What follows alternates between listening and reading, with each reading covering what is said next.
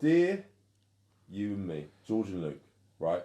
You and me always and forever. Da da da da da da da da. 'Cause it's you and me always. Sort of ran out of lyrics, they did, didn't they? Yeah, they kind of did. Oh yeah! I feel I've been totally. I feel your back right now. Totally conned by my girlfriend. Listen, mate, don't we all? Tell me about it. I especially feel listen, conned by your girlfriend. I met her online, and for the first 6 months, we just talked. So for the first 6 months, George, they just talked. Well, that's fucking dreadful, isn't it? Jesus. What the fuck? Man. Right. Okay. We just talked. Online. Just talked for the 6 months, right? Yeah. She was friendly and funny. And we just got to say, before you carry on, right? Go on. That number one, the fact that you talked to your girlfriend for 6 months without any contact of any kind made her think this guy, he's got no one else. Yeah, he's not dating anyone else, right? There's no other women chasing after him. Even if it was a great conversation, she's thinking a guy who's like, who all the women want, which is what women want. Women want the man who the other women want. You've got to push things on, mate. You've got to push things forward. Yeah, she's got to be momentum. Like the streets. Push things forward. There's no excuses, my friend. Let's push things forward. She's thinking, okay, he's a nice guy, he's a good guy. Maybe he's that guy I'll settle down with in a relationship at some point because he's that sort of provider type guy. Not the exciting lover guy, because the exciting lover guy is the guy who you sleep with, who she sleeps with quickly, because she's like, oh my God, if I don't sleep with him tonight, someone else is going to sleep with him tonight, because all the girls, there's a long queue of girls and they all want to have sex with this guy, so I've got to do it really quickly because he's a celebrity, and oh my God, that's kind of what they get quickly attracted to. And then they normally grow out of it and go, yeah, but actually this guy who all the women want isn't a very good long-term squeeze, because they all want him, and that leads to a kind of a miserable existence. So I'll find the guy who's a little bit more on the back foot, who's a bit of a safer bet, you know, he's a nice chap. Now the thing is you're, in most cases, a guy like you is much better for women than the one they're usually pining for and lusting after. You are the perfect catch. It's just that women are a bit like that, aren't they? They have like a solid bar of gold in front of them, and they're like, I don't want the solid bar of gold. I want that jagged piece of metal that's dangerous and spiky. It's got to hurt me over there. Fucking worthless that is, but that's what I want. I want the danger. Right? So that's kind of what they do. And women know it better than anyone, so, you know, they'll probably admit it to you. They go, I don't know why I'm like this. Why am I like this? This guy's perfect. Why don't I like him? This guy's a nightmare. Why am I in love with him? Yeah, well, bane of life. But anyway, so the fact that you spoke to her for 6 months caused a problem before your relationship really ever started. If you'd been what they would consider a high-value man, you wouldn't have put up with chatting to her for 6 months, because you'd be dating someone else within, like, 3 or 4 days or a week, and she would know that. So chances are problems were going to arise no matter what, because it took you 6 months to even have a face-to-face. She was friendly and funny, and I really looked forward to her calls each night. So she's calling him. She's calling the shots, is she? Yeah. We know who wears the pants in that relationship, and it's me. We finally arranged to go away for the weekend. And as soon as we saw each other, it was fantastic. Bet it was. Like, we'd known each other for ages. Can you imagine the fucking pressure between them after 6 months? Well, not necessarily, because for all I know, she was seeing another guy like 2 days before she met him. He might be waiting for 6 months to finally meet her, but she'd be like, yeah, but I was chatting to 29 other guys in that 6 months. I mean, I would assume most of the time when a woman's doing online dating, she's being essentially pit-pattering. Like, she's got a whole crowd of men trying to get her attention every single day, and it's unlikely that she's not going to respond to some of them. But she was on the phone to you, so that's good. That's a big step up. The sex was great too, and we were both really sad. Blimey, mate, you let right into that, didn't you? You had a weekend away, it sounded all romantic, blissful, felt like a children's Hollywood movie, and then all of a sudden, X-rated. The Come on. sex was fantastic. Of course it was. Had a wonderful orgasm. Didn't realise my penis could get so stiff. Painted the walls I did. It just sprayed out. Wouldn't stop coming. 6 months, no contact. They go away for the weekend. They arrange to meet. Sex was great. But sadly, George, the weekend had to end, didn't it? That's why it's called a weekend, right? That's a good point. Did you ever think of that, ladies and gentlemen? It's called a weekend because it ends, according to Luke. Exactly. Probably does. It does. It does. I don't actually know the etymology of that word, but that might well have something to do with it. But since then, George and Luke, things have never been the same. Have you noticed how there is the word day is not in a weekend because it's not a day, it's two. It's dual because of Monday, Tuesday, Wednesday, Thursday, happy days. But when you get to the weekend, Sunday. yeah, Saturday and Sunday. But when you say a weekend, it's like it's not day because it's multiple, so it has to be a different name. But we call it the week. I was thinking it's the end of the week, but it's not really the end of the week because you go Sunday is the weekend. Sunday night at midnight is the weekend. Saturday and Sunday is just Saturday and Sunday. It's the days off, unless you work on Saturday and Sunday. Like some of us who work 7 days a week. We never stop. Listen, never stop. there are I'm like the problems to hamster be solved. in the problems wheel. don't stop, so we don't stop, George. Exactly. We don't take a day off. We're not allowed to stop. Listen, George. Since then, things have never been the same. What, since the weekend? Listen, we still speak, but only meet up when she wants me to buy her things. Oh my God, mate. Yeah. What are you doing? It's like there are two sides to her. She's a gold digger. And now I get the feeling she doesn't like my clothes or my opinions. And I often just feel I annoy her. George and Luke, where did I go wrong? What should I do? All right, so first of all, you went wrong with what I said before. You spoke to her for 6 months with no contact. She went thinks so this wrong. guy's a chump, this guy's needy, this guy's desperate, this guy has no other women in his life. Meanwhile, she's being constantly contacted She's by seen every quite a man few under the women, sun. men You know, in- me and Luke even had a word with her. We thought she was all right. We sent her some posts on Instagram. She didn't respond to us. But anyway, she's already lost respect, and when they lose respect, they lose attraction. So she's lost all of that for you before you even met. The second thing is these women do exist, and I'm not trying to like shame them. I'm not trying to like write a hit #1 single called Gold Digger like that other guy did it, right? Even though it's sort of a What, Kanye? Kanye, yeah. I'm not saying she's a gold digger, that one. But the thing is when it comes to these lasses, like I met a woman in New York once, right? And it was somewhere near Times Square, Right, okay. and it was very busy, What lots of time was it, people, George? and I love America because people talk to each other a lot, and Was if it there are lots of night? crowds, Was it the evening? it was very late. It was about midnight, maybe after midnight, but it was very crowded, very busy. You know, kind of like a Weekend? don't know, kind of like a party atmosphere, right? And I was chatting to this woman. I was with a friend. We were both chatting to these two. I think they were maybe 28 years old each, something like that. And one of them had this really fancy handbag, and I said to her something about the handbag. I said like, oh yeah, that's an interesting design. Looks like da da da da da. And she said, oh yeah, like this guy bought it for me. And I was like, what? And she said, oh, you know, one of my guys online. And she told me that she's on something where basically guys like to buy women gifts. And these are lonely men, desperate men who like to feel like men in some capacity. And what is it normal for men to do? Men want to be protectors, they want to be carers, they want to be providers, they want to make women feel good. But no woman is dating him, no man is sleeping with him, so I'll just buy her stuff. I'll send her a gift. I'll buy her some clothes. I'll buy her that handbag that she likes, right? But here's the thing, and I don't want men to watch this video and think these women are bad, because it's in a woman's nature to be cared for, right? She doesn't have the physical strength of you. She ain't got a long beard like you. She ain't gonna scare off her attackers, right? She has to find a man to do that for her.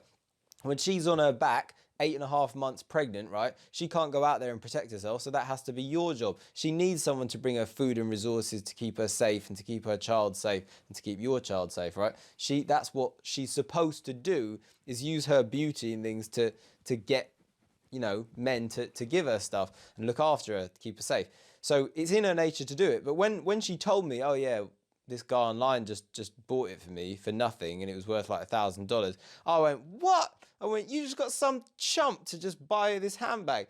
And the reaction was she just burst out laughing. And the reason she burst out laughing is because she thought, yeah, he is just some chump, right? He's just some lonely, desperate guy who's got too much money and doesn't know what to do with it. And I'm not going to date him. I'm not going to sleep with him. I'm not going to kiss him. I'm not even going to bloody meet him.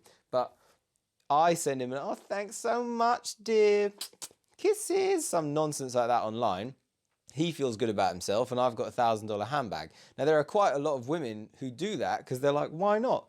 Why don't I just let plenty of men provide for me? They want to do it. They feel good. I get it. I feel good. Now, it actually creates all kinds of problems because these men fall into a very negative cycle, i.e. you, and they start thinking, wait a second, this isn't going anywhere. I'm giving, but I'm not receiving, right? Which ultimately leads to a bit of a black hole of despair. And you're in an interesting version of it because you actually met her and you slept with her. Now you go, if only that weekend had continued. The problem is the weekend didn't continue because she didn't want it to continue. For you, it was perfect. For her, it was, I just slept with that guy who was clearly lonely and desperate for 6 months. Maybe I shouldn't have done that. If she'd have loved it, if she'd have had a wonderful time, she would have carried it on. Now, it's probably painful. In fact, I know it's painful for you to actually hear that because you want to think she loved that weekend as much as you did.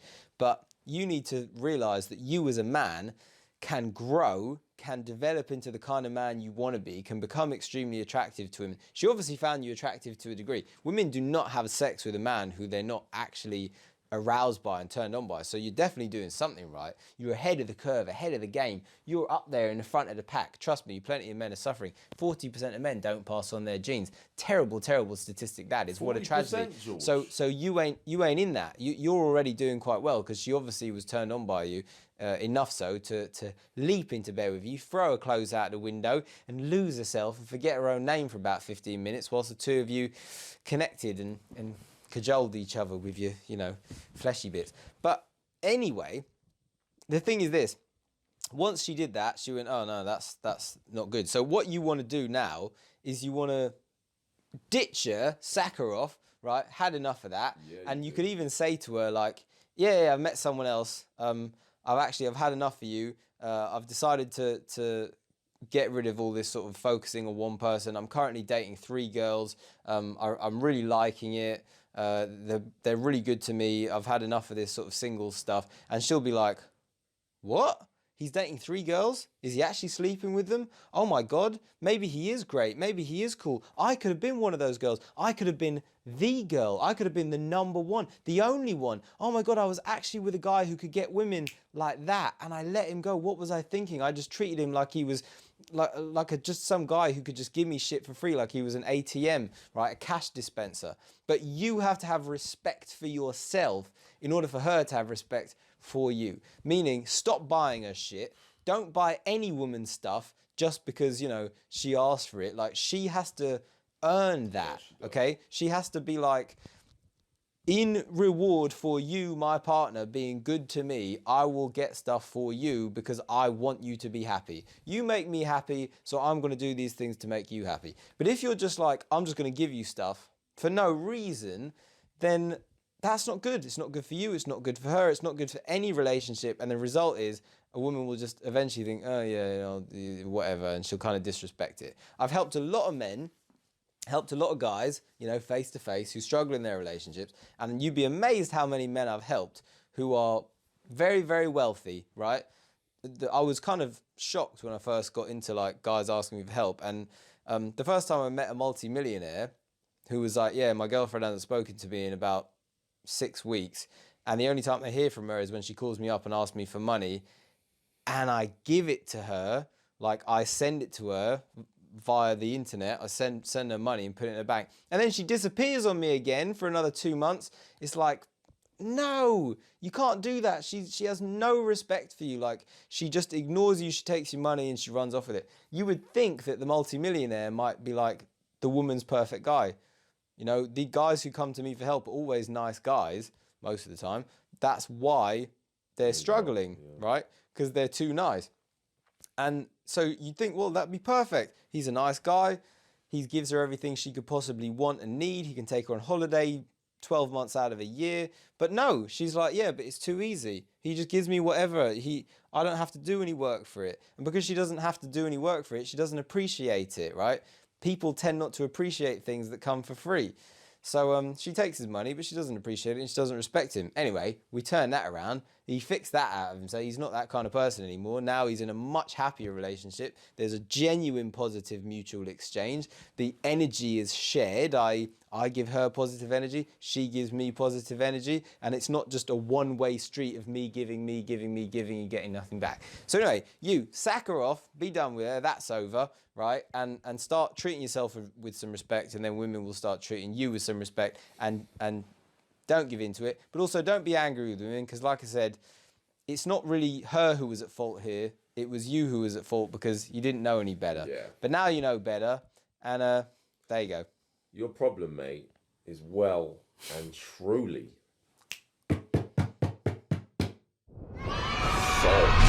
And on another note, don't you think what Luke is wearing is awesome? It's fucking amazing, this is. You need to get yourself one of these, right? Go out to a nightclub, right?